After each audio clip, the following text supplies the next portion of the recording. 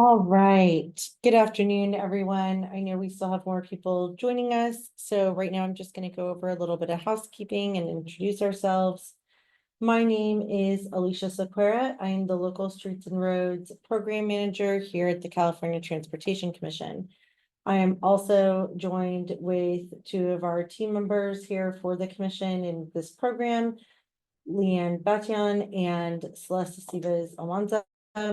You can go ahead and reach out to all of us if you have any questions. We also have our local streets and roads email inbox that you will see throughout today's training, that you can go ahead and reach out to us in if you need follow-ups.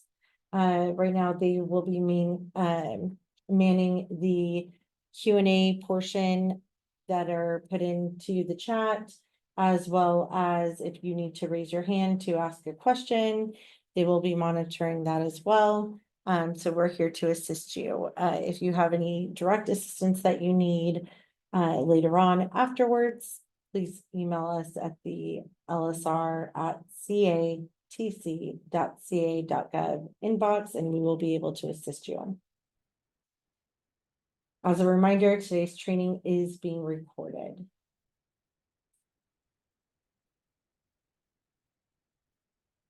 So technical training objectives. Program roles and responsibilities. We'll be going over what our role and responsibility is here at the commission, as well as yours for the local entities and the state controller's office.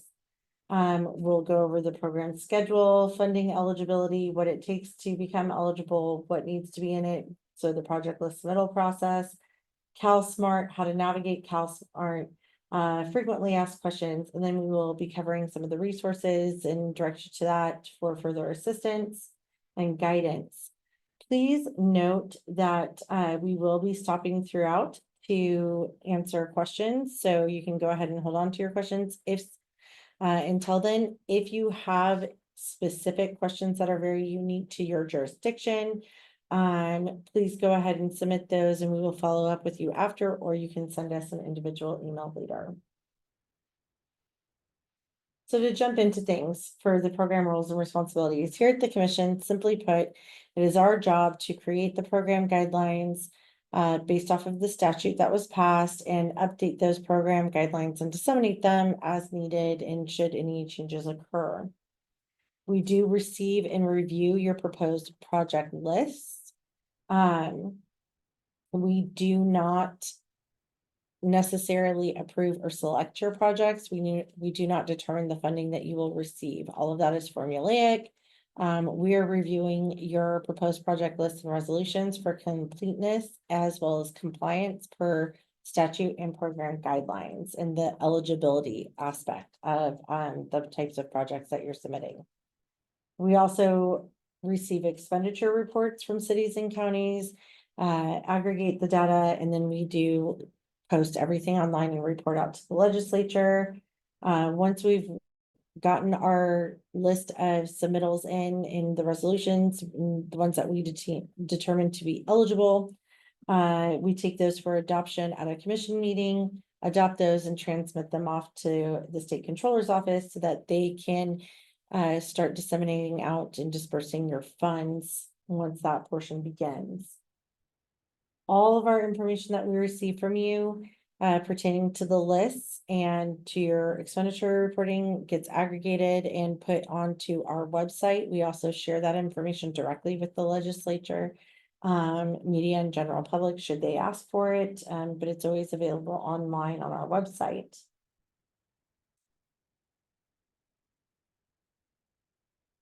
For your roles and responsibilities, it is your job and duty to develop and submit an adopted list of projects to the commission each and every fiscal year. You must do this annually in order to continue to receive funding. This funding does not lapse. If you have remaining funding in the prior year that you want to carry over, you get to carry that over into the next year to continue to use on your projects. But in order to continue to receive funding, this is what you must do. You also have to develop and submit your expenditure reporting to the commission every fiscal year as well. It's the state controller's office responsibility to apportion and disperse these funds. So road maintenance and rehabilitation account funds, we will refer to them as RMRA moving forward to the cities and counties. And it must be consistent with the list that has been adopted and transmitted by the commission. They also oversee other local government spending requirements, including the maintenance of effort, reviews and determinations. That is not under the purview of the commission. We do not have any role in that aspect. Our program schedule, this has been this way since 2021. July 1st is when you have to have your initial list in for review and adoption. If we do not have the initial list submitted by you of your proposed projects and via resolution by July 1st, you will not be included in our August adoption period. In August, we take that to the commission to be adopted, and then we have to transmit it to the state controller no later than August 31st. This may seem odd that it happens this way, but there is a 6-week sort of turnaround time from when the revenues are collected to the state being able to rectify those revenues and then allocate them or apportion them out correctly. So just know that there is a 6-week turnaround time. Although the fiscal year does start July 1, you will not receive your first payment until September. For those of you that cannot meet the July 1st deadline, you have until September 30th to meet what's called the subsequent eligibility deadline. If you fail to meet this deadline, you will be forfeiting your funds for the coming year. If you're able to get this deadline and meet this deadline, you are able to receive your funds. What you didn't receive in September, you will now get coming in to you in November once we've, so whatever you don't receive in September, October, you will receive in November. So the state does not consider those a forfeiture or withhold. They set aside your funding pending your subsequent eligibility determination. And then you'll receive it all in the lump sum come November. December 1st is when we have our annual expenditure reporting deadline. So by July 1st, 11:59 p.m. So we keep it all open all the way up until midnight of July 2nd. So the system remains open. You have to have uploaded a copy of your executed resolution and project list that is adopted for that specific fiscal year in CalSmart. You need to create the list of projects that were proposed and adopted for fiscal year funding in the CalSmart system. No, there is not a way to upload an Excel spreadsheet and have all the data autofill. You can't just submit that and call it a day. You do have to build out the list all directly into CalSmart. Once you've done all of this, you can select submit and then it gets sent to us for review. What I do want to stress is that if you do not have your signed resolution, that is fine. You can go ahead and upload with the draft pending the signature. You just have to let us know that and then send us your signed resolution copy as soon as possible. Again, if it's not done by July 1st, you do have the opportunity to come in for subsequent eligibility by September 30th. We ask that you notify us as soon as you know that you're not going to meet that July 1st deadline. If you're able to continue to communicate with us, we can convey that information to your RTPAs and your MPOs who are contacting us, asking us what your current status is, and also report out to the commission at our August meeting how many we anticipate and have confirmed that they are coming in for subsequent eligibility.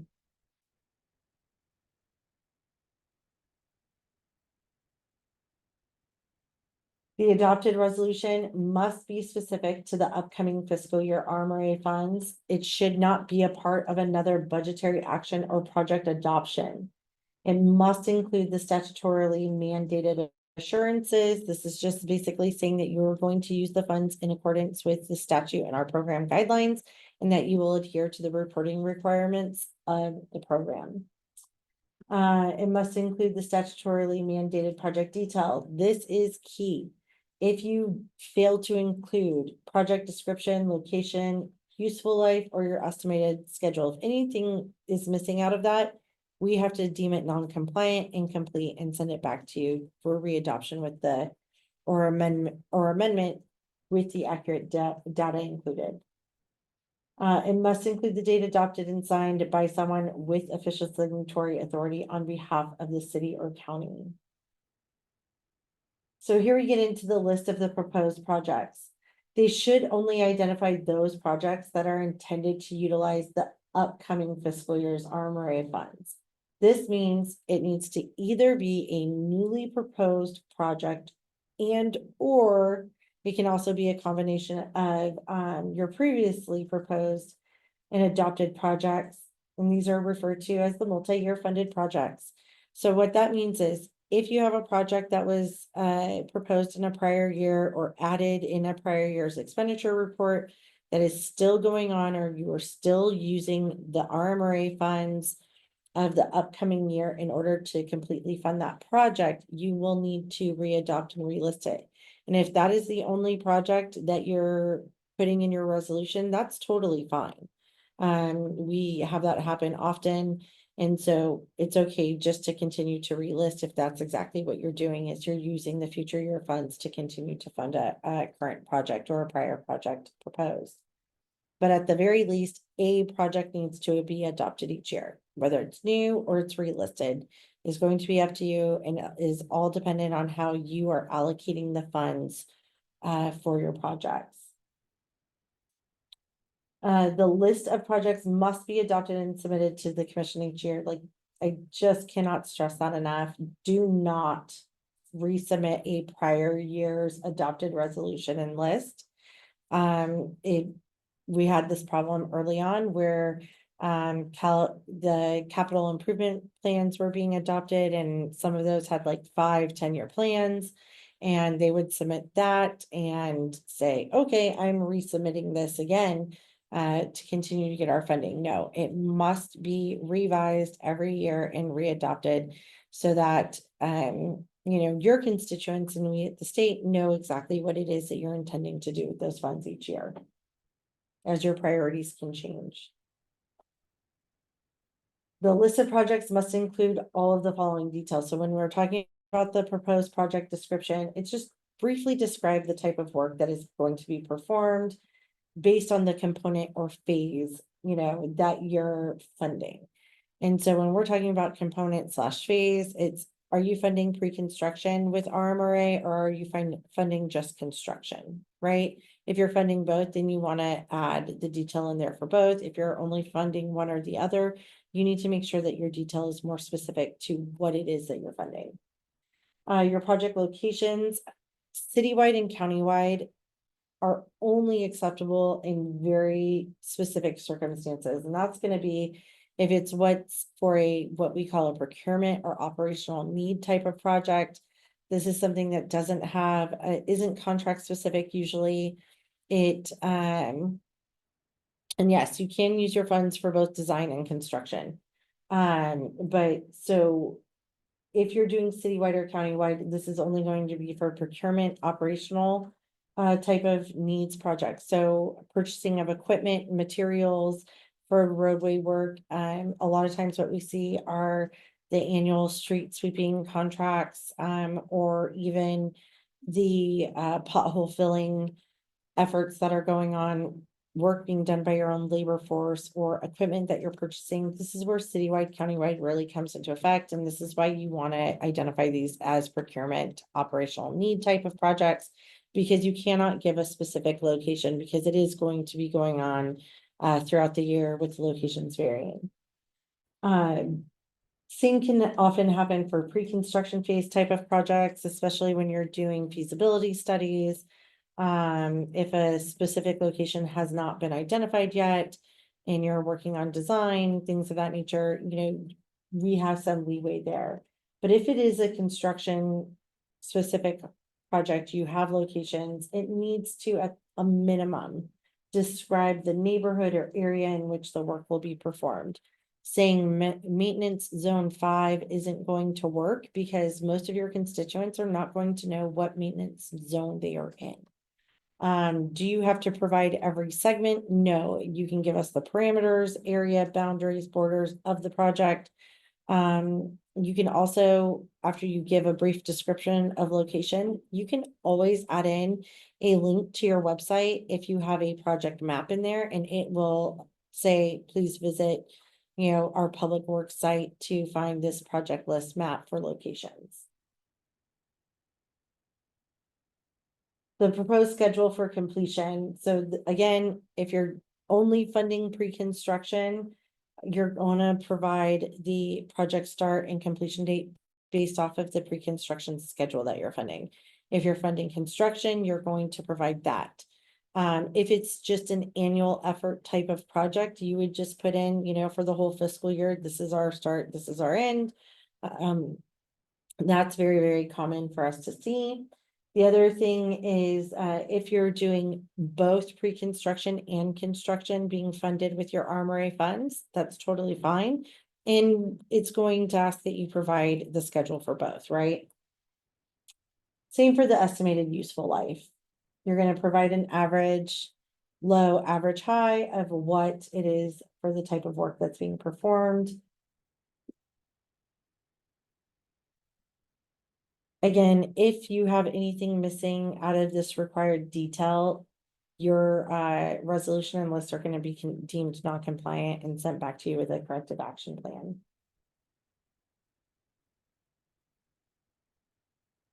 So review the funding eligibility checklist that is provided in CalSmart. It's under our help and resources tab.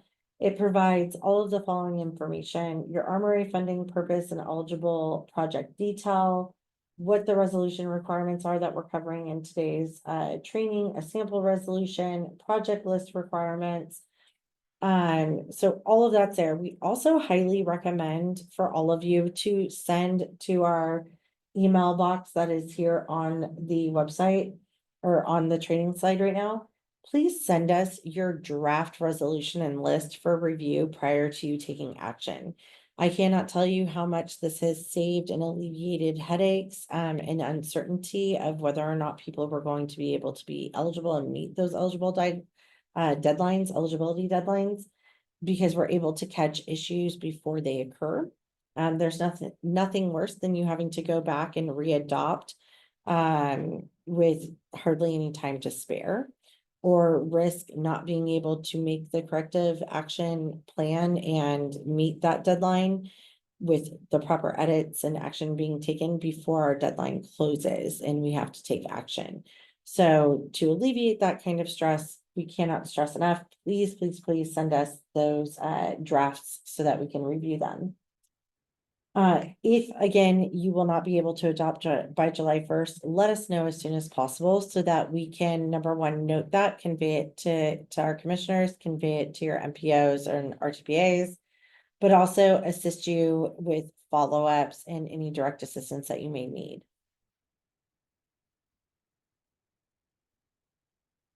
So now I want to open it up for any questions before we get into our next section. And if you don't have any questions, that's fine too. All right. So is the estimated cost for each project required?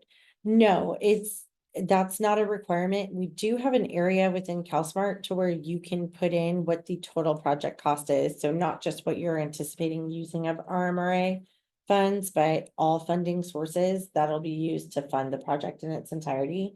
You have the ability to add that in there. It's just not required for you to do so.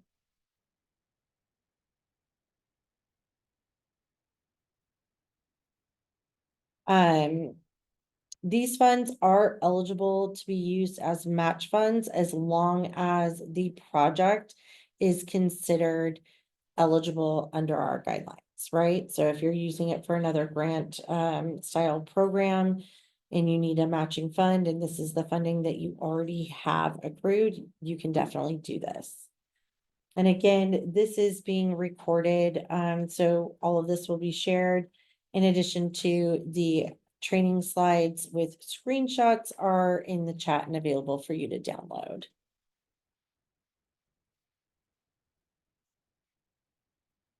So I think that may be. Can a city have several individual accounts to manage the submittal project? Ooh, you're jumping ahead. We're gonna go over that here in our next slide.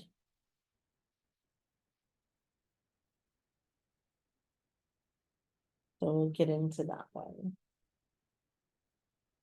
So I'm just gonna get into, what about purchasing equipment for street maintenance? Yes, that is what we consider a procurement and operational need type of project.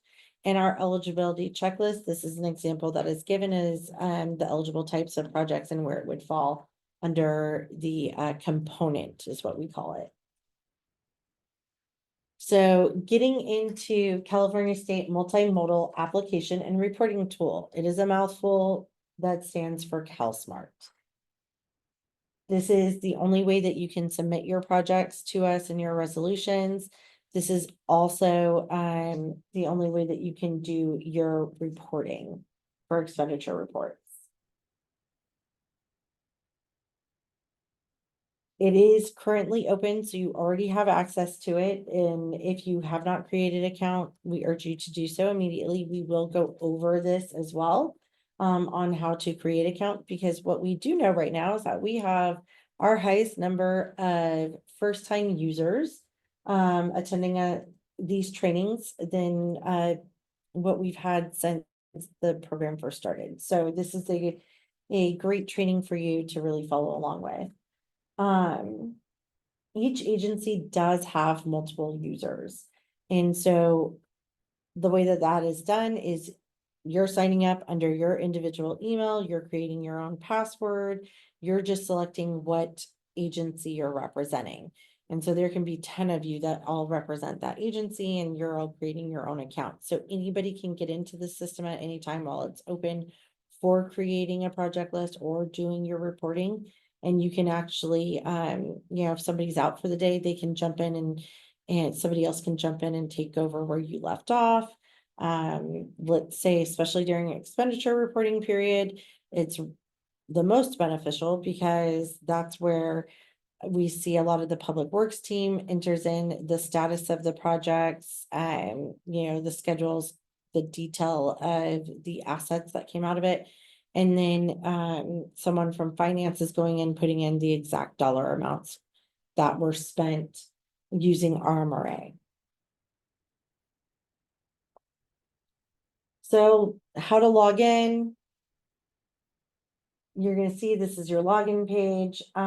You're gonna use whatever email you registered under and the password you created. I cannot stress this enough. It does lock after 5 attempts.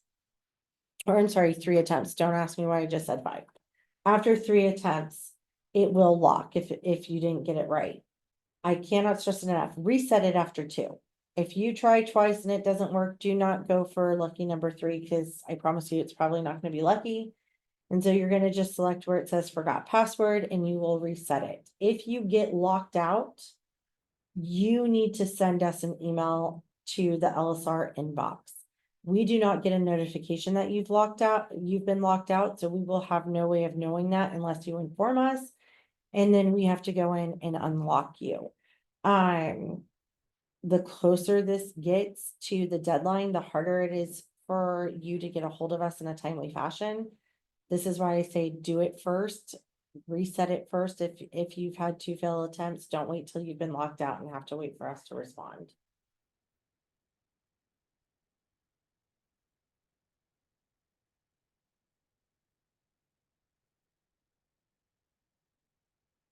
If you have not yet registered, you are going to select the register button. Here, I'll go back one. You see that there is next to login, it says register. You want to select register. If you select register, a page looking somewhat like this is going to come up. It's pretty much all the same, except for now there's additional programs that have been added. Just put your first, last name, email, phone number, job title, and then what agency you're representing. There's a drop down. Under that is programs. Only select the local streets and roads program unless you have been assigned by someone else in your office to report on state of good repair, because you receive state of good repair funding and you go through Caltrans to do that. or you have any of the other SB1 funded programs that you receive funding from, or you have any other type of project that you are doing where Caltrans is reimbursing you funding and you have to do something called the electronic proposed project request. So if you do that and you sign up for anything else, you are inadvertently going to get a bunch of emails warning you for deadlines and reporting that has nothing to do with the type of funding that you're actually receiving. You also risk creating erroneous project detail and reports in other systems that cause headaches and problems.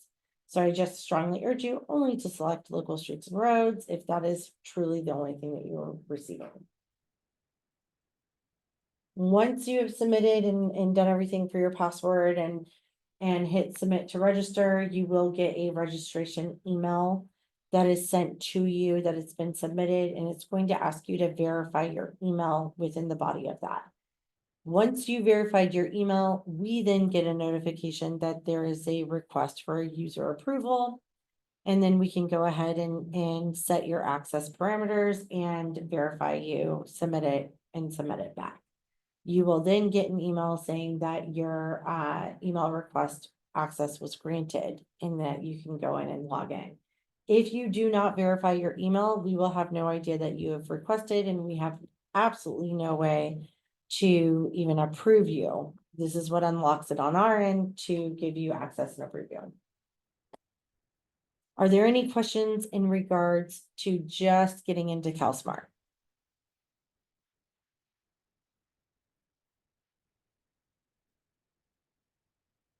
All right.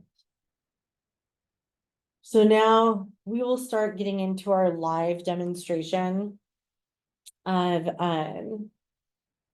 CalSmart. But before we get into CalSmart, I do want to give you some tips on how to prepare for doing your list, getting your resolutions together, all of that. First thing I want to do is direct you to what is called the California Local Government Finance Almanac. On this page, this is a third party who does the annual funding estimates for your apportionments, what you expect to get for the fiscal year. They also do your highway user tax account estimates as well. So again, this is a third party. They are in no way associated with any of our state agencies. I believe the League of California Cities contracts with them independently, and they do this on behalf of the League of Cities. It includes both county and city estimates. So when you're on the page, you're going to go where it says hot topics, local streets and roads, funds, HUDA SB1. Once you're in there, you're going to come down to where it says transportation funding sources. If you click on the first little bullet there, this is going to give you just the whole breakdown of the formula and how the funding came to be, plus your estimates. If you come to the second one, this is going to give you your direct estimates without the breakdown and the funding information that's also a part of it. This is the one that we encourage you to select. It will generate a PDF for you, and this is what will appear. You'll get the full list. All of the cities and counties are included. And what you will see on the far right is the 2025-26. First column on the far right is highway user tax account. Second is your road maintenance and rehabilitation account. This is what you're going to be using when you fill in your resolution and you're saying how much you estimate on receiving in the fiscal year. And this is going to also help base what you decide to do for your types of projects, what projects you're proposing. You will also see on the left column the current fiscal year that we're in and what you were estimated to receive in this current fiscal year. Please note that the May revised budget has not occurred yet. All of this will be updated for May revise. As I stated earlier, there is no state department that is doing these estimates. It is a third party that takes the budget that is released by the governor's office, and they then estimate based on the revenues that are in the budget and have been estimated through revenues in the budget for the set asides. So again, it's a third party that does this, that is contracted out by the League of California Cities. In no way are they associated with any state department. So that's the first step that you want to take in getting into your potential funding eligibility. Then, once we go from there, I want to take you to our login page for CalSmart. Once you're in, you're going to select, and you've entered in your information, select login. And now you're going to see this wonderful dashboard. It is going to show you what city or county you're with when it pops up your particular dashboard. What you will see right now is if you select help and resources, none of our stuff is going to show up. Nothing is going to come out of the help and resources tab because you have yet to select the current program. As you see, there are all these other programs in here that you could select, but you only want to select local streets and roads. Once you've done that, the dashboard changes. It does show you that we are currently open and accepting submittals. Before you get into any of the different tabs or thumbnails that are on here, the first thing I want to direct you to is the help and resources thumbnail on your dashboard once you have selected the program that you're in. So local streets and roads. You're going to select that, and what you will see is we have uploaded into here our LSR funding eligibility checklist. And if you don't know what that looks like, this is a sample of it. So you can see it has your checklist in here. It breaks down in a very quick and easy to follow, succinct manner, just what it is that you need to do to become eligible, any additional information you may need, as well as sample resolution and the resources that we provide. And everything is a live link. You can attach to whatever it is that you need. And it does follow along as a checklist. So as you go through and you're filling everything out and you're putting everything together, you can check these things off. It also gives you a good parameter to be able to sort of base what are your eligible projects. You can look at this and this will give you ideas. We also give some examples throughout. Also in there is our sample SB1 project list resolution. So once you've opened that up, you can see a copy of the resolution that we've already created a template for. Enter in your resolution number, the accurate year for the fiscal year that you're adopting for. Customize it to yourself. You see that we have this section in here for you to be able to identify what your estimated amount is for the fiscal year, what year cycle we're in, your assurances to the public, how you intend to use the funding, in addition to what your current pavement index might be. Is are you in good, excellent, poor, at risk standing based off of the most recent needs assessment that was released. But then at the bottom, you see that we have it built in to where you can actually include your list of projects within here. So you can build it into your resolution itself. If you choose to build it into the resolution itself, this is what you have the opportunity to do. We have it all filled in. So all you have to do is plug and play, right? Just fill it into what is specific to your projects that you're doing. The first one that you see, number 2, it is for new projects that will be either in part or solely funded with your upcoming fiscal year funds that you would anticipate to receive. We have everything in there as to what needs to be included. So again, as long as you're just plugging it in based off of what is required and what we already have in there, you're going to be good to go. Number 3, you can delete that if you are not relisting a project. If you are going to relist a project, this is where you are going to readopt any project that was previously proposed, adopted, or reported on in your expenditure report in a prior year, but will still use upcoming fiscal year funds, right? So this is where we have the multi-year funded projects. If all you have are prior projects that'll be relisted, then there you go. That's all you're gonna be able to put in there. If you have both new and relisted projects, that's fine too. If you only have new projects, that works. Bottom line is, you have to have a project in there. You have to do this by resolution every year, or you're not gonna get your funding.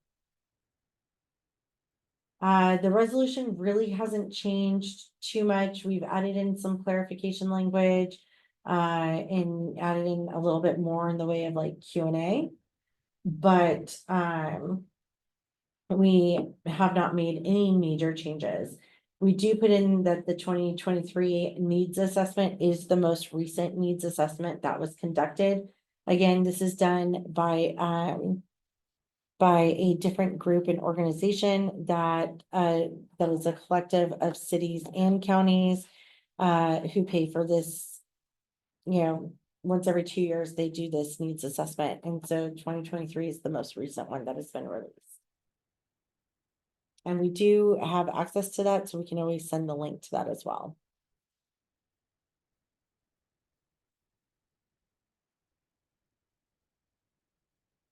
And again, the needs assessment has nothing to do with the funding. That simply has everything to do with what currently the needs are throughout the state and the individual cities and counties based on your current pavement index. So that's for what's in here. And then a copy of today's presentation with all the screenshots have also been provided in here as well for you to download. So these are the types of things that I would say get together beforehand, before you start putting everything either into the system or building out your resolution. Get all of this stuff together so that that way you have it all in one place and you can kind of work off of it as a reference point. Going back to the dashboard, I want to just show you that there's a couple of ways to navigate through everything. So we do have our dashboard here that says fiscal year proposed project list, submittal, thumbnail, expenditure reporting, my profile, and then help and resources. On your top right, you can go, this will take you back to this dashboard. Select submittals, it'll take you to the submittals tab with all your options as well as your reporting tab. So all of that's in there. You have multiple ways to kind of get around. What I want to take you to first before anything else is at the expenditure reporting page. This is not because you have an opportunity to update anything. This is not because you're going to have access to anything other than what you've already reported on. The reason why I'm saying to do that is if you have any projects that you're relisting, this is where you want to come and kind of make sure that you have your most up-to-date information and you're accurately identifying them. So when you do that, you're going to select the 23-24 expenditure report because it's the most recent, hit apply, and you're going to see here are your projects that are in here.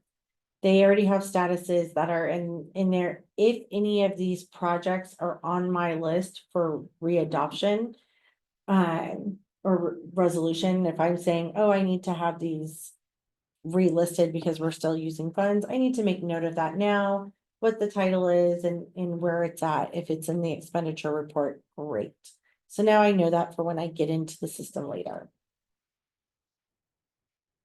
You can also export these out into an Excel spreadsheet, and that can help you work from it there. Coming up to the top, I'm going to go back to the dashboard. And now I'm going to come to fiscal year proposed project list submittals. I'm not going to create anything yet. I'm going to go to where it says view proposed projects. I'm going to do the same thing. I'm going to go to the most recent year that we submitted, which is LSR 24-25. And you're going to say, Alicia, why are you doing this? Why are we going in between both? Because you have an option if you do readopt a project to relist it either from your proposed project list from the prior year or the expenditure reporting list. Sometimes we will find a project that is in both the prior year's proposed project list as well as the expenditure reporting. If it is in both, you only want to pull from the expenditure reporting detail. And you're going to say, why are we doing that? Well, that's because that's the most recent data we have collected from you and details for that project. So it's the closest to accurate that it's going to be in the system, because you're reporting on that as of December 1st. You've given us the most recent report on that. And you submitted for last year's funding by July 1st, right? So there's a lot of things that would have happened and updated, and you probably made a lot of changes or some changes during expenditure reporting to the detail that was provided in that project. And so you want to grab from the most current. So back to dashboard, I'm going to come back to the fiscal year proposed project list submittals. And now I'm going to go to create the fiscal year for proposed projects. And I do want to thank City of Santa Clara, because they allowed us to use their resolution, proposed resolution, and use this as a part of the demonstration this year. So here we go. As you see, this is like the intake form for the submittal. It's going to auto-populate based on what was previously put in. If any of this has to be updated, please go ahead and update it. As you see, it's going to say funding for fiscal year 25-26, support documentation. This is where you can briefly describe, what is in here, and I strongly encourage you to do so. It also has an asterisk, so that means it is a required field. But let's just say you had to put something in as kind of a bookmark to allow you to start generating your list, right? So you could just say draft doc, resolution, and then let's see. I'm just gonna look at the number of projects that we have in here. So it's just one project, and it's going to have just or adopting one project. And so this also helps us and you as a guide. So whatever's in your resolution, however many number of projects are in there, that should be the number of projects that we see in the list that you create. And so this is always a good little guide for us, as well as a guide for you. Then you're going to go ahead and upload where it says select files here. Hold on. So it's going to say select files to upload. You're going to select choose file, go to the correct folder that you need, select the document, and then upload. As you see, it says City of Santa Clara PDF. If you have a PCI higher than 80, and you want to include that in there because you're going to be using things more for like a new transit facility, which is allowed if you have an 80 or above. This is where you're going to want to enter that in, and then you're going to include the measurement date and year. If you have any additional information in there, please feel free to put it in there. You have every right to do so. And we encourage you, we always say more information is better for us at the front end, so it helps us in reviewing your documents. The next thing that we want to talk about is your project flexibility. Please note that you are not necessarily locked into these projects by doing this, right? So you're going to adopt a resolution and create a project list. Throughout the course of the year, the priorities may change, the projects that you're going to be using the funds may change, or your scope of the project or locations are going to change. You do not need to come back to us for official action or approval to be able to do that. However, you make those changes and record those changes on your end prior to the work occurring. That's on you. We have no say in that. What you are required to do is during the expenditure reporting period, and we are not in that period, but during expenditure reporting, that's where you would update statuses, the project list, if any changes were made within that particular fiscal year.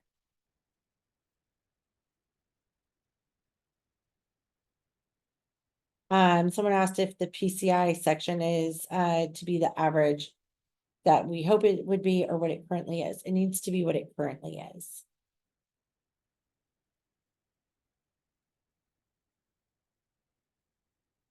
All right. So once you've entered in everything that you need to, we're gonna go ahead and hit save and continue. What this does is takes us directly to the previously reported projects.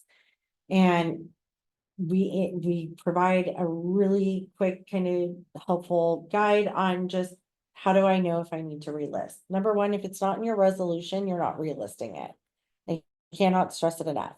What is in your resolution has to match the list that you're creating in the system. But if you're creating this before you do your resolution, I'm going to show you a really cool trick that'll allow you to use this as the list and make it an attachment, and then you don't even have to build it out within the resolution itself. So for us in this manner, I do have to go back to the resolution. I'm so sorry. I'm gonna look at what City of Santa Clara provided. And so it's a new project for the 25-26 year. So I'm not relisting. I know right now I'm not relisting anything. If I needed to relist something, let's say that they had a project that they were relisting and readopting, right? So let's just say if I wanted to, and it was something that was in both right here, expenditure reporting comes up first, the most recent expenditure report, followed by the project that was submitted last year, right? So if we see that it is not here, right, we would not select relist. We just completely skip it. But let's just say this particular project also showed up in our annual street proposed project list submittal from 24 to 25. We would select relist here. Just for fun, we are going to pretend that this annual street road maintenance project that we see here in the proposed list for 24-25, that it's, because it's the same project that is identified here in also the expenditure reporting. Let's just say that we are readopting that project, so we need to relist it, and we see it in both places. We only take it here from the relist on expenditure reporting.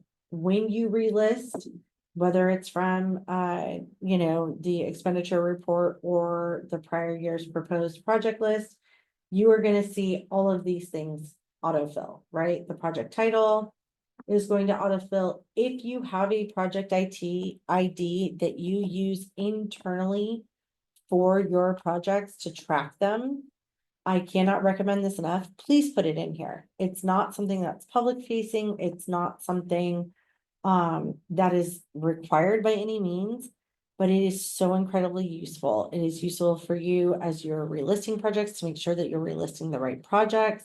It is useful during expenditure reporting to make sure that whoever's updating the information is updating the correct project, because what we do know is sometimes you guys change project titles throughout, refer to them differently, because that's not necessarily how you refer to them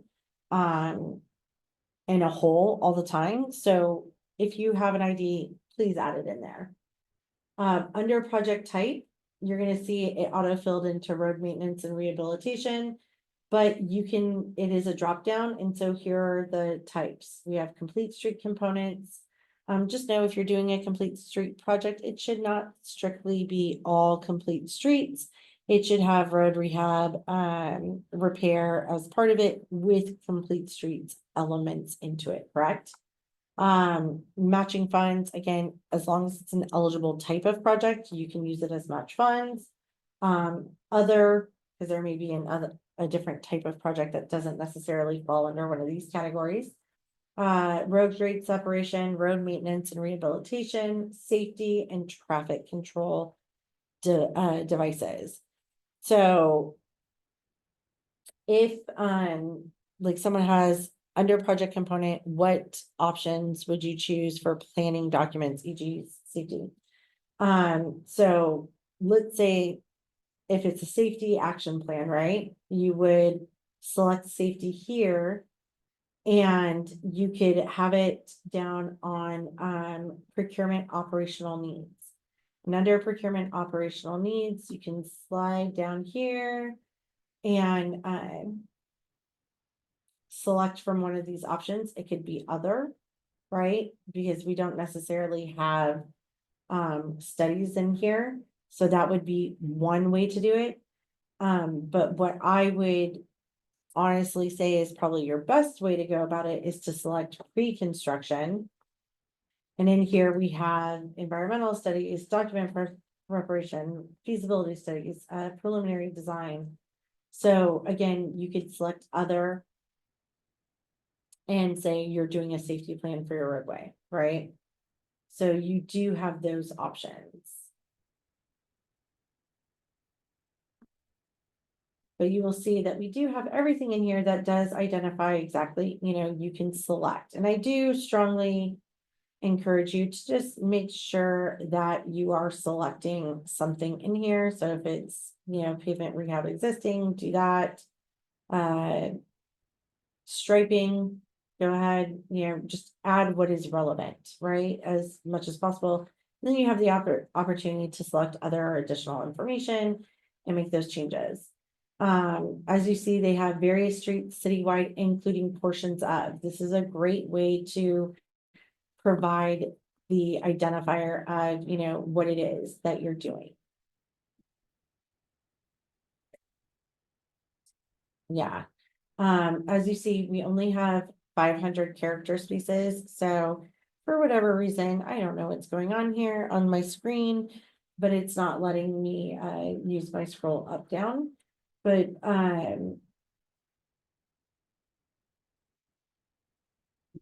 putting in different portions of the location, totally fine. Not every segment has to be identified. And then you're going to put in your estimated construction schedule and completion date, as well as the additional project elements. So again, this is going to be sustainability, climate change, technologies, and complete streets for some reason. And I don't know why. And I think it's just because I'm sharing the screen and I have a funky mouse going on. That when you do hover over, oh, there we go. When you hover over the question marks, it gives you examples, a description, explanation. So you know what to select. You have the option to select yes, no, or to be determined. And then you can even provide additional description. Something that is new this year, is the project eligible for emergency repair reimbursement or part of disaster recovery? In light of everything that has been going on throughout the state over the last several years, and we have seen a large number of projects that end up by being reimbursed, right, for emergency repair. Due to flooding or fires and landslides, mudslides. And so because of that fact, we do want to make sure that we're giving you an opportunity to identify that. If it's not something that's being 100% reimbursed. So if it's eligible for 75% reimbursement, you're going to use 25% of your LSR funds to get to start the project. Or that's all the amount that you're gonna record because you're gonna get reimbursed, right? For let's say if you advance the project using RMRA funds, and then you get reimbursed, those RMRA funds now come back into your overall pot, and only the 25% of RMRA that didn't get reimbursed is what is still being spent, whatever. So you have an opportunity to identify that. If it is yes, this is what happens. You have an ability now to drop down and select if it's fire, earthquake, flood, or other. If you select other, you can go ahead and add in a description there. Again, we're just trying to be as transparent as possible and providing you the full depth of information that you can provide in here to just really clearly identify how and where the funds are going. If everything is good and you want to hit save and continue, oh, wait, I don't have all my fields filled in, right? So the system's automatically going to stop you. Say you have to fill this in to move forward. Let's say you messed up and you don't want to relist this project and all of this was in there. You have two options. If you do undo, It just unlinks the project, but it keeps this information in here. If you want to get rid of it entirely because you just created a record that you didn't need to create, you're gonna hit cancel. It's going to ask you if you're sure you want to cancel, you're gonna say, okay, yes. So now, if you're not relisting anything, right? You're just gonna come into here and hit skip, add to new projects. And now we have our new project that we're gonna use. Or enter in our information on.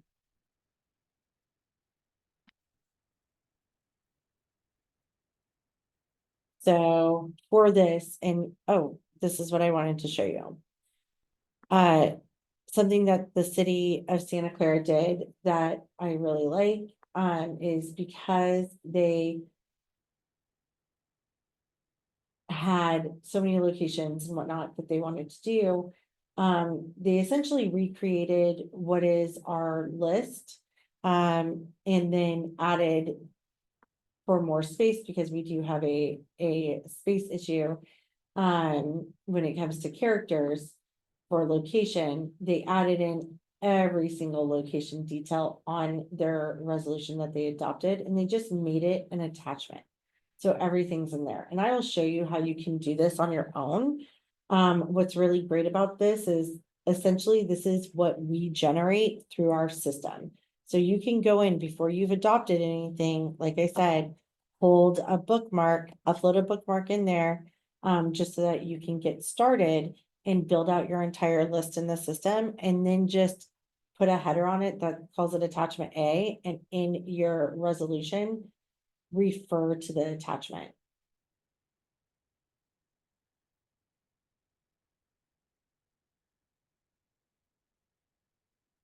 As they say, their project has been attached and incorporated here in the reference of the resolution.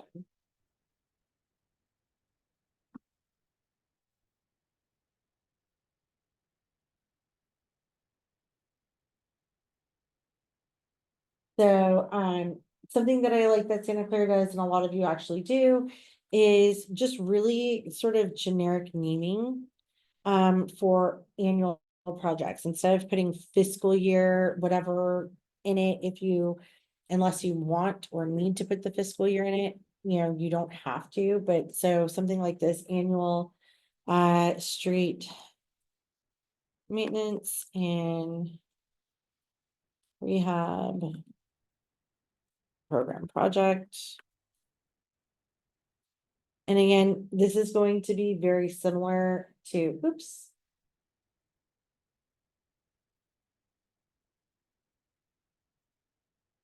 This is gonna be very similar to what they've done in their prior year. Except for all the locations are different this time, right? So their description is actually pretty much the same. And so they've identified it as road maintenance and rehabilitation. They are doing pavement repair. So again, you just go through and you select whatever it is that you're doing. I will say this overall, everything should not be considered new. If everything is considered new, we have a problem. It should be a combination of rehab, repair, existing plus new. Because you shouldn't be doing like major new installations with the funds. This is specifically for rehab and repair and maintenance. Priority status, because this is a brand new project, it is going to be selected as new. If you relisted a project, whatever priority status it had on there before, when you relisted it is what it's going to automatically go into. If it's carried over, and what we mean by carried over is it is not currently active. It will not be active in our current reporting year. Right? You're gonna call that as a carried over project, and then you're gonna add in the fiscal year. This year is 25-26, right? If it is an in progress project that you relisted, and so you're gonna have it as in progress, change it to in progress, right? So it's just whatever it actively is in at this point. as you're relisting it is what you're going to do. If it is not a relisted project and it is a new project, no matter what, just identify it as new. The only other option that you could potentially do is forecasted, and that's you telling us that this is a project that you are reserving funds for. So you're seeking eligibility each year to accrue enough funding in order to deliver this earmarked project. This is very common with our smaller entities, right? They are receiving very small portions of the funding, and so they have to do this in order to accrue enough funding to deliver. We really shouldn't be adopting forecasted projects. And when I say forecasted projects, these are projects that will not happen for another 2 to 3 years, right? So you're really reserving your funds to build up. We shouldn't be forecasting too many projects in these lists. So new for the sake of this. If you have to do, or if you are funding both the pre-construction and construction components of this project, you would select pre-construction and construction, and then you would identify all of the relevant description features that would go into that, right? So preliminary design, project scope development, document prep, right? So that's what we're gonna put in there. That's if you were to do it that way. If you did do it that way, you know, what we're gonna put in, here, you know, these are the fillers that we put in for, the minimum, maximum, your state senate, state assembly. Again, these are not necessarily the accurate, for this project. It's just something that my computer was able to autofill based on something else that I did. But I'm just filling in sort of generic information right now. Down in project location, this is where you would include all of your location information. I'm not going to go back into another document, but they did give us a condensed version of what this looks like in order for me to be able to copy and paste it. So, but I'm just going to say ABC neighborhood. Oh my gosh, my spelling is off. That's what happens when you're only using your laptop keyboard. ABC neighborhood, and let's just say, you know, 4 blocks surrounding the industrial park. Again, keep doing it.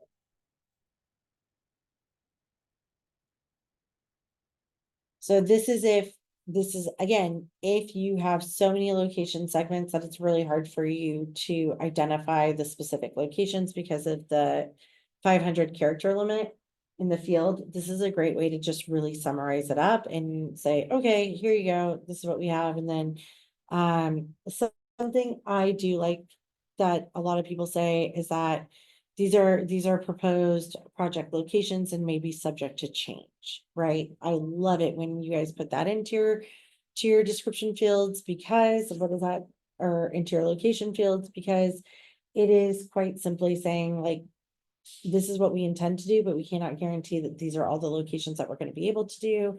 And should something come up that has a greater need, we are going to go ahead and do that. So that's always a good thing to do, right? And so then when we see the changes later, it's no big deal. You've already given everybody a heads up.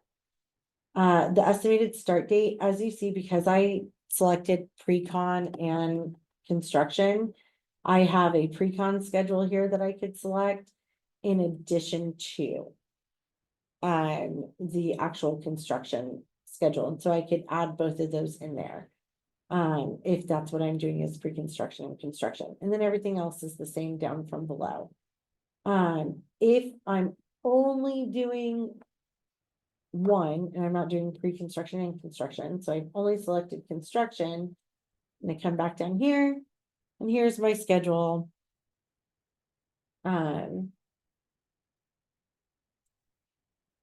So just an FYI, if any of you ever want to submit and have this done early, you can always give us a courtesy of submitting your draft resolution and project list and say that you would like to be considered for today's training or to be utilized for today's training. Because it will, allow us to enter in this information for you and on your behalf, and it really just kind of helps things a lot. So we kind of do it for you and then fix it up later.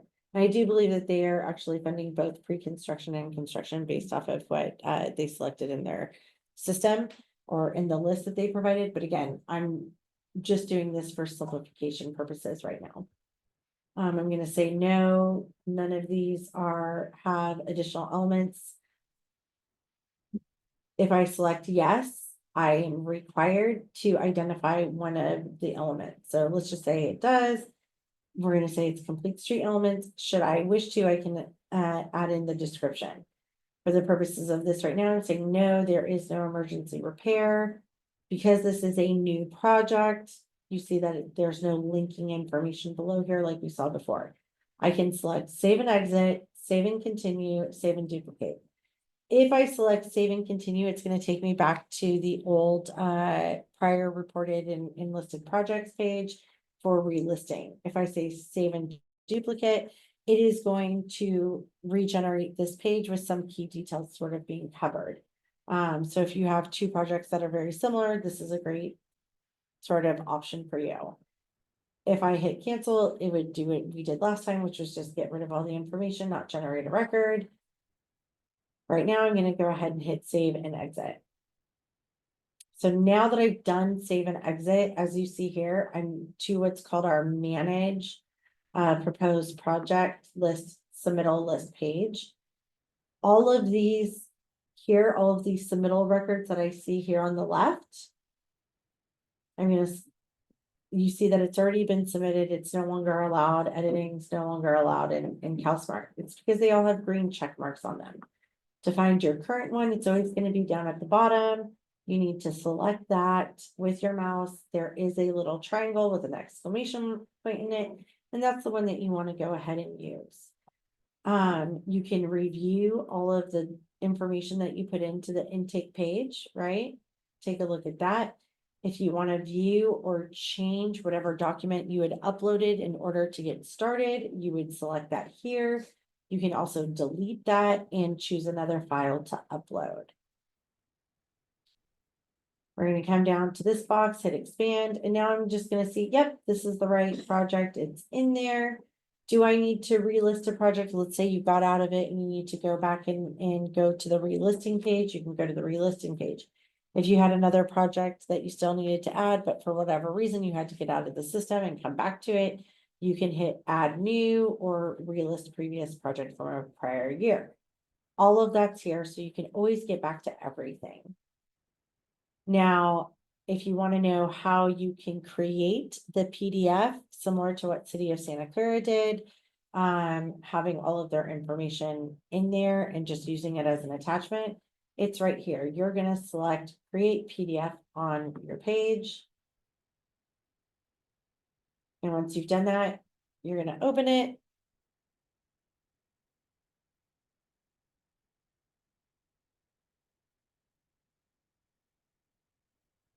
All right, and here it is.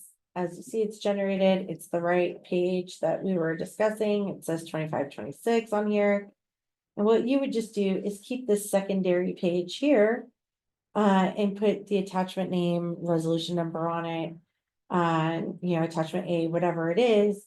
And then you can reference that in your resolution instead of having to build out the project detail within the resolution itself. You can just utilize it as an attachment.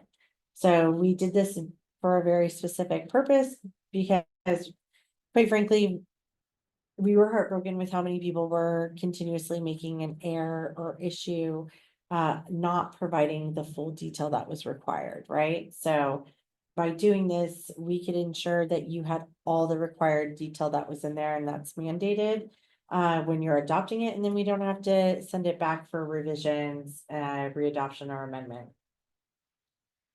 So let's say I'm good with everything. This is my final. We've uploaded the signed resolution. All my project list detail is in there. I'm going to go ahead and select submit for review. As you can see, it's going to ask me to confirm. I will confirm, yes, this is what I want. And now I get a message up here that says it's been submitted successfully. As soon as I accept that and I hit OK, my symbol next to that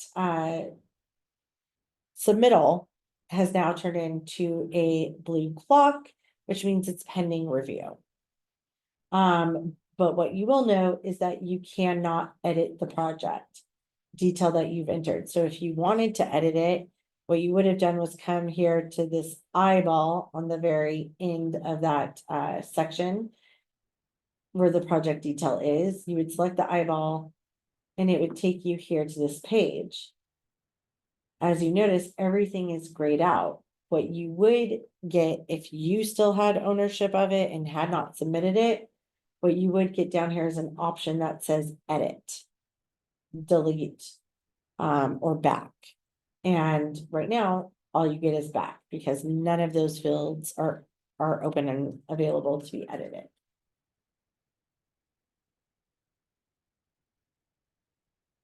Now I'm going to come back to my dashboard.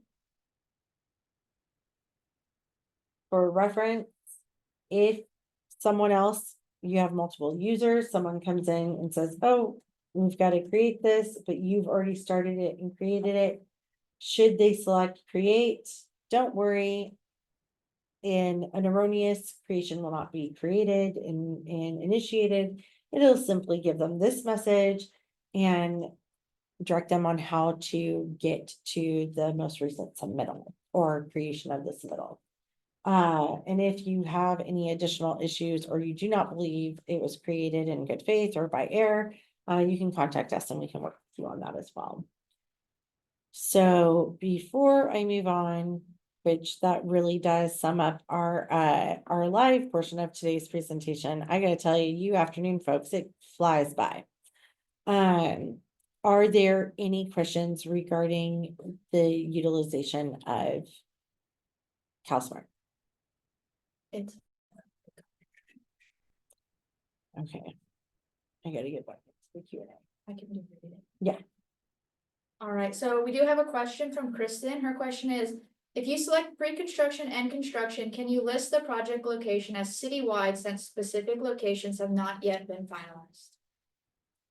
In that case, because you're identifying it as both pre-construction and construction, yes, but because you're identifying construction as well, I would strongly urge you to, if an area, maybe not exact locations have been identified, but if a general area has been identified, I would definitely encourage you to take a look at that and consider putting that into your location field.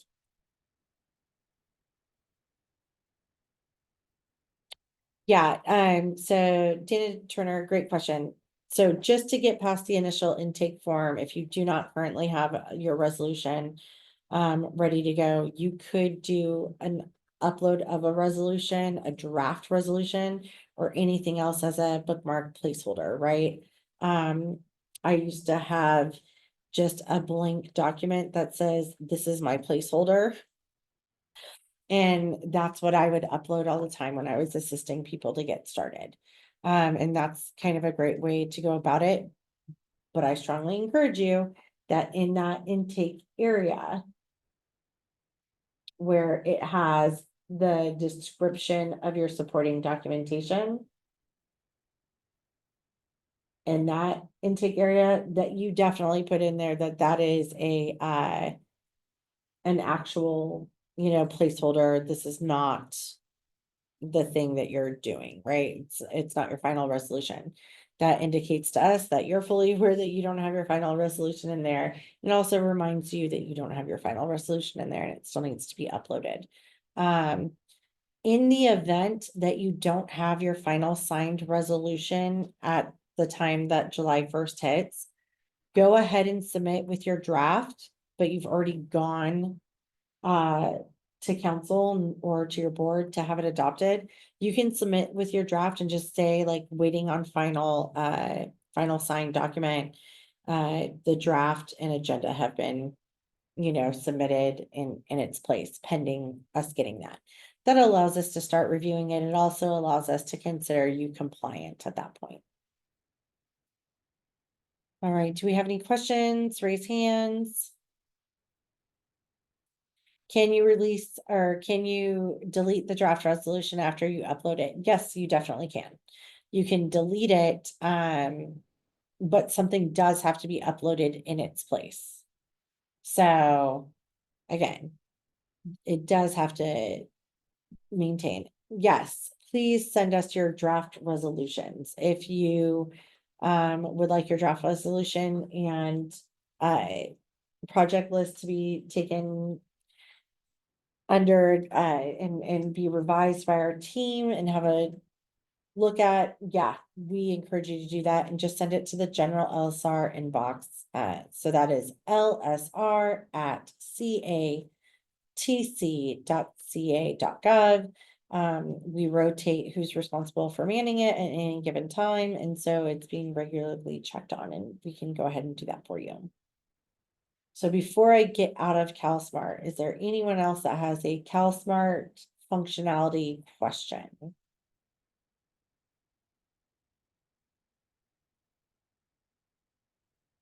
All right, we have a hand raised.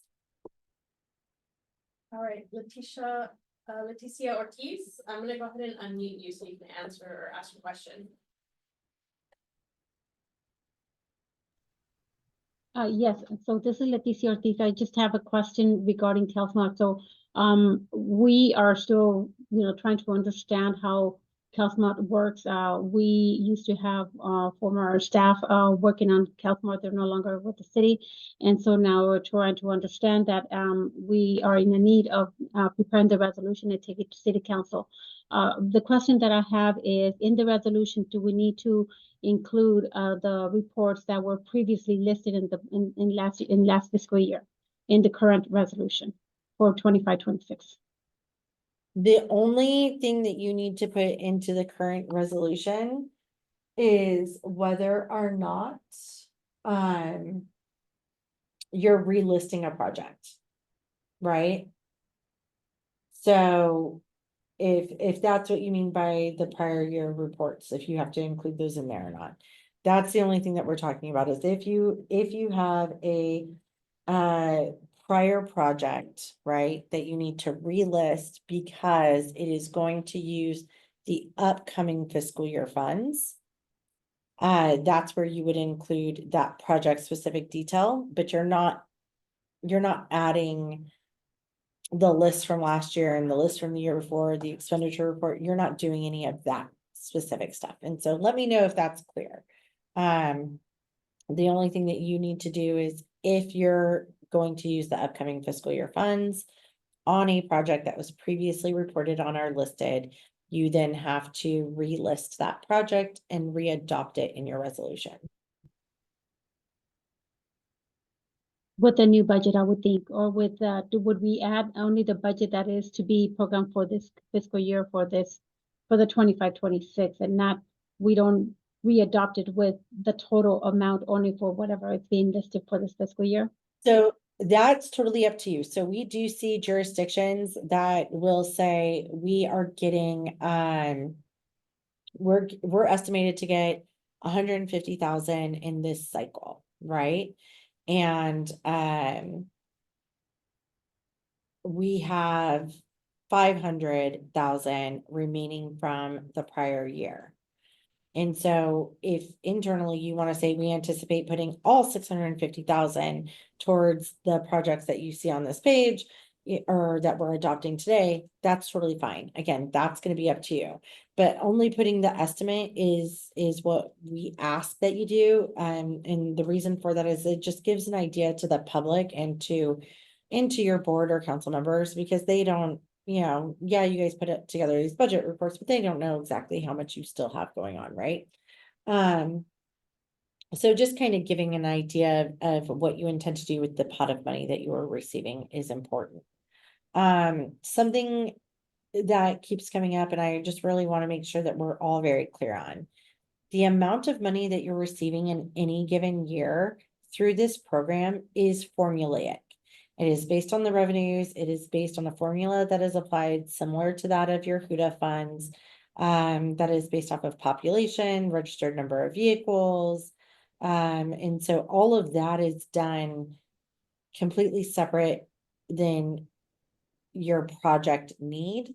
So if you have a budgeted amount for a project, if a project's gonna cost you $1 million to do, but you only get 400,000 from the program, right? You need to find that other 600,000 somewhere else from a different funding source or from carryover revenues that weren't used in a prior year from the program. You would then put it on there, but we cannot adjust the amount you receive based on the project cost, right? Like that's not determined. We're not allocating a set amount based on your project need. You're just getting a formulaic amount, and then it's for your entity to allocate the funds accordingly. And based on all of your revenue sources.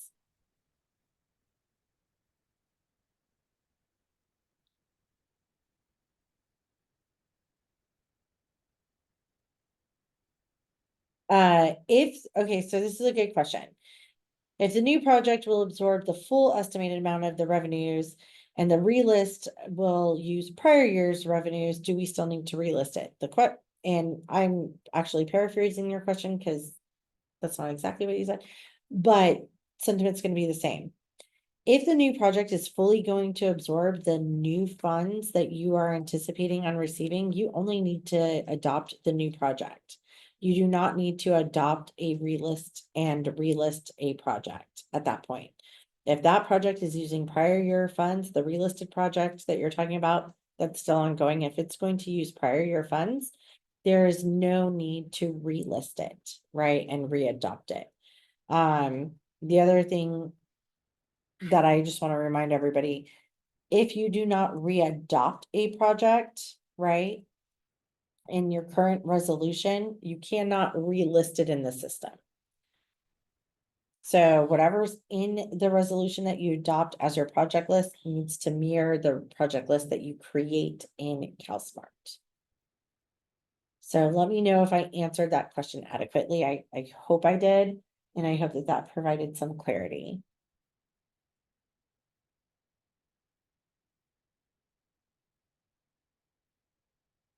All right.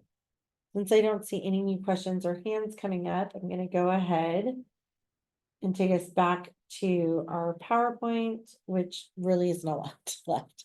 We're killing it, making great time. So frequently asked questions. Again, we are relisting the same projects from last fiscal year. Do we still need a new resolution? Yes, yes, yes. And that project needs to appear.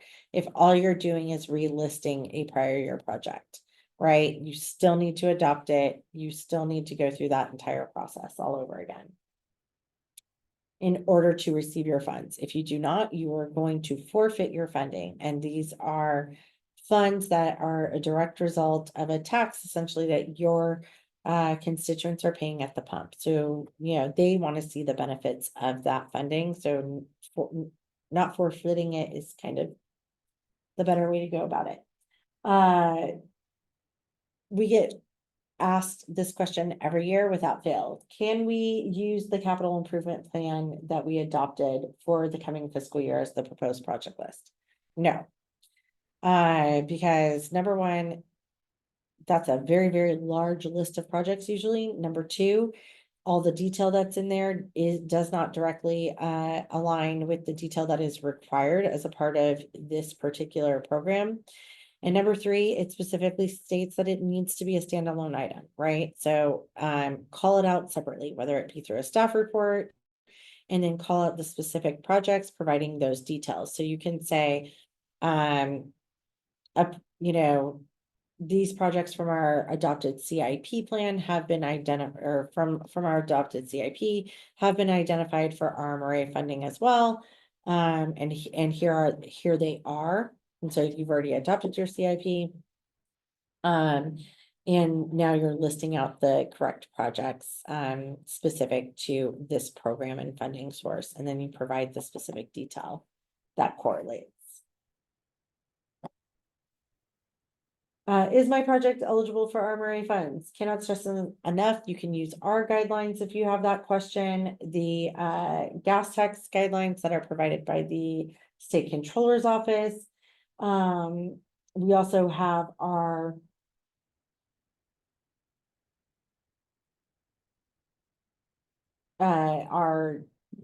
proposed project list eligibility checklist.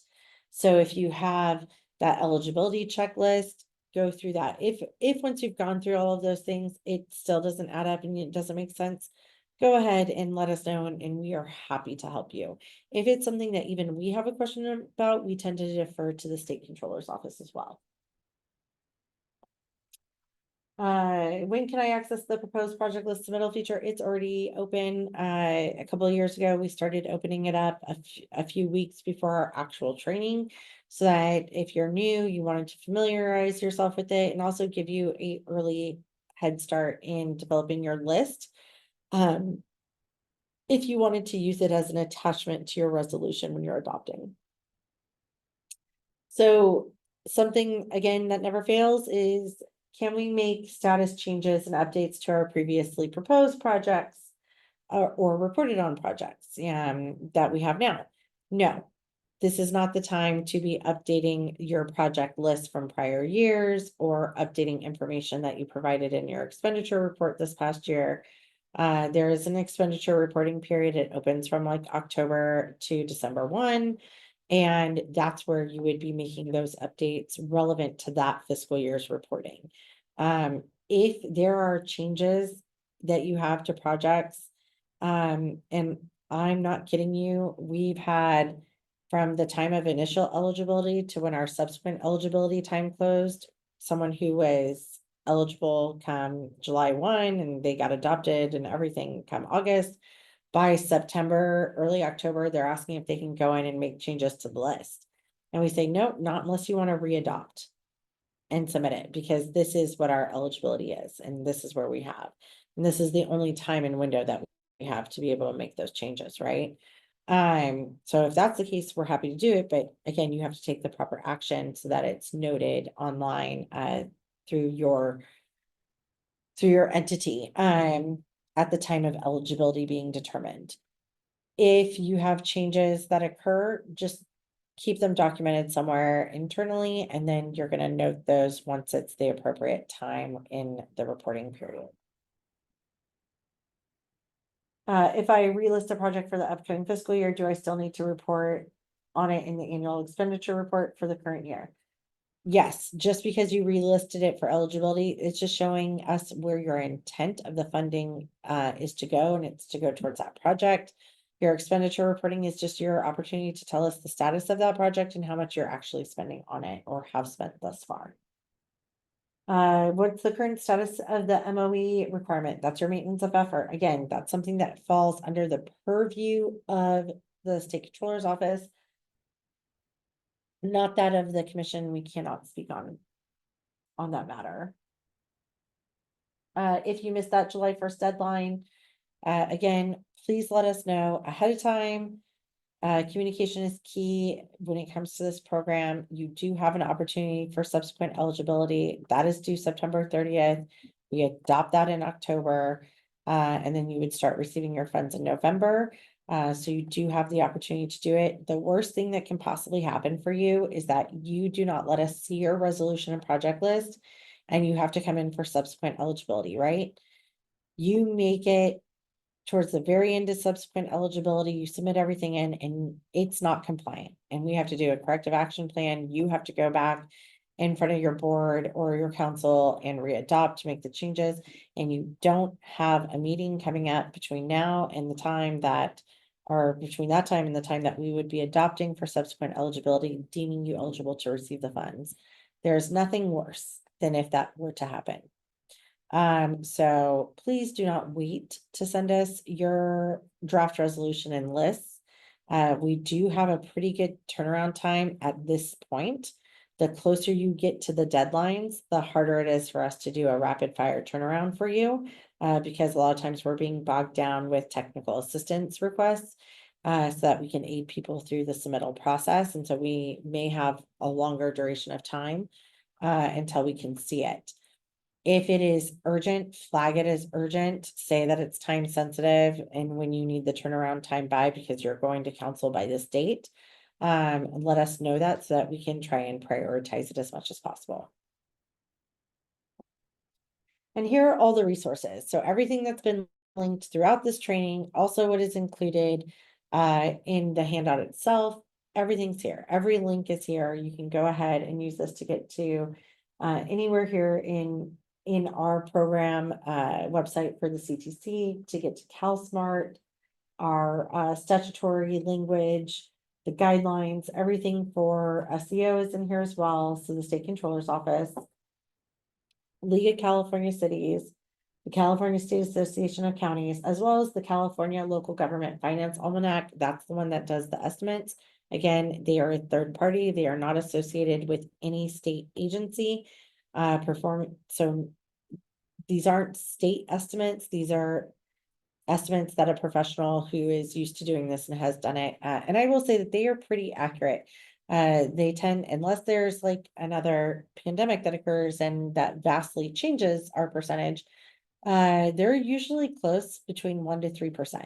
So I would say it's a pretty darn good estimate that they're able to do. And with that, I say thank you. I open it up to any additional questions that you may have. And we got done super early. So please feel free to ask any questions. I'll leave us live for another 10 minutes. Someone asked who hires the third party that does the estimates. I believe they are contracted out through the League of California Cities.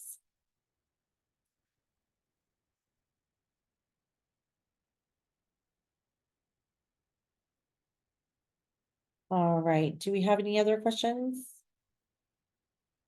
Okay, oh, here we go. Is there a list of equipment that can be purchased for road maintenance? Would a trailer that would haul the actual equipment be an allowed expense?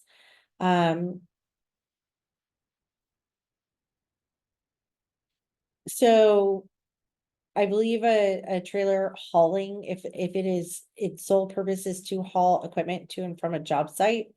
For materials that would fall under procurement and operational needs. And therefore it would be an allowable expense. So someone asked who authorizes the funds for the League of Cities. The League of Cities is I believe that they're technically a lobbying group on behalf of the cities and those cities who belong to the league authorize the funds being used in that way for the estimate.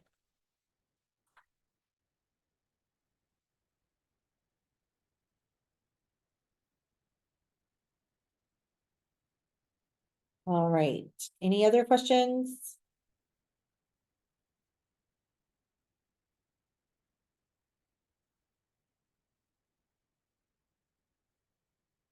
We're here if you have anything that you need to ask. There are no wrong or bad questions. You never know if there's something that somebody else may be thinking but have not asked. And you could be helping somebody else out.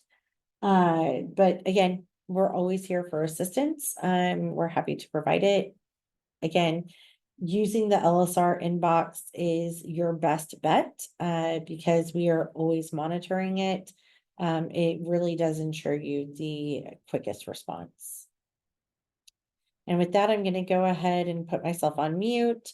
Feel free to ask any other questions. We will tap out of here at 2:43, since we're so far ahead.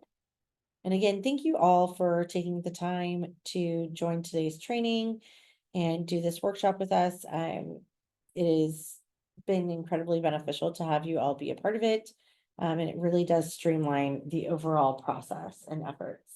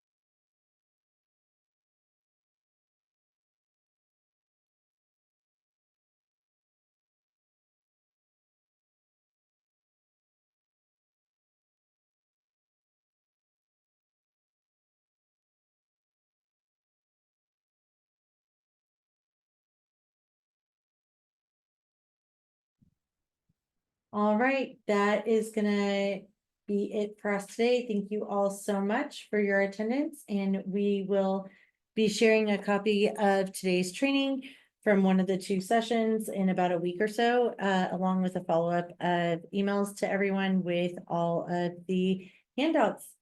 Thank you again and have a great day.